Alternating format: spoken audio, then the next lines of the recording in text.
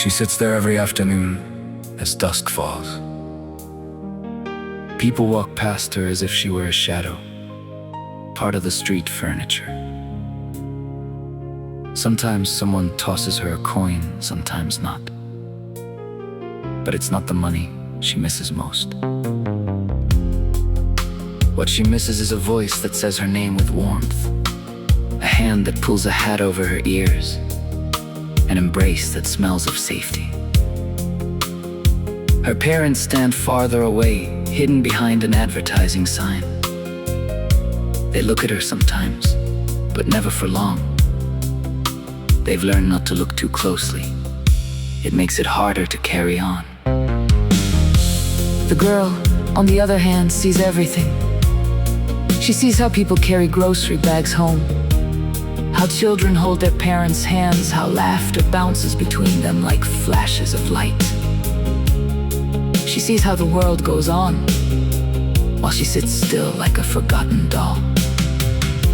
One evening, an older woman comes out of the store. She stops, she bends down, and instead of placing a coin in the girl's hand, she places her own hand over the girl's. "You shouldn't have to sit here," she says softly. The girl looks up, and for the first time in a long while, she meets a gaze that isn't stressed, not judgmental, not blind, a gaze that sees her. That's when the girl starts to cry. Not because she's cold, not because she's hungry, but because someone finally saw her as a child and not as a problem. And in that moment, amid the city's clamor, it feels as if the world pauses and listens. The older woman remains seated beside the girl until the darkness has grown so thick that the street lights flicker with strain. The girl has stopped crying now.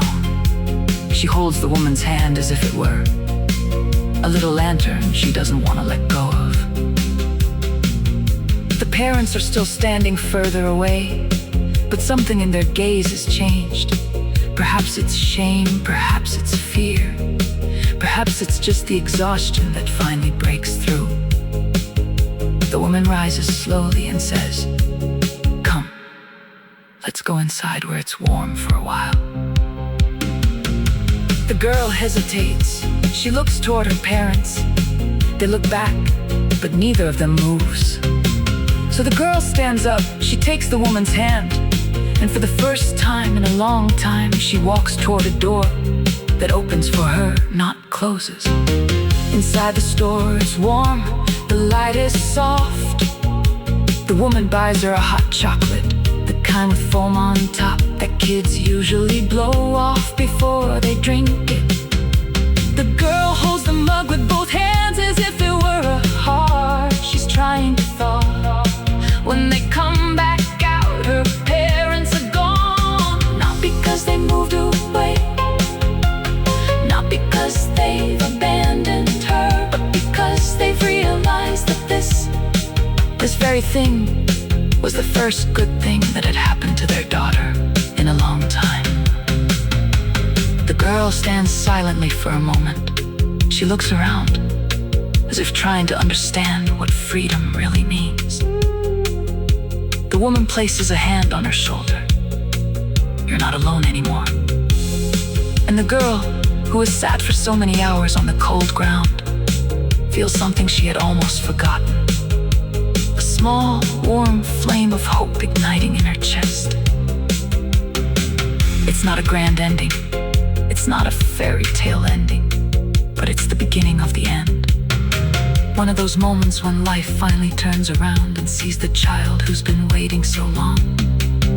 She stands there on the sidewalk with the empty mug in her hand, and in the silence after everything that's happened, she suddenly realizes that some childhoods never come back. And when the wind blows by, it's as if it whispers her truth, that she learned to wait long before anyone taught her to be loved. And she walks away, the lukewarm chocolate that's already gone cold. She realizes that the world will never remember her name.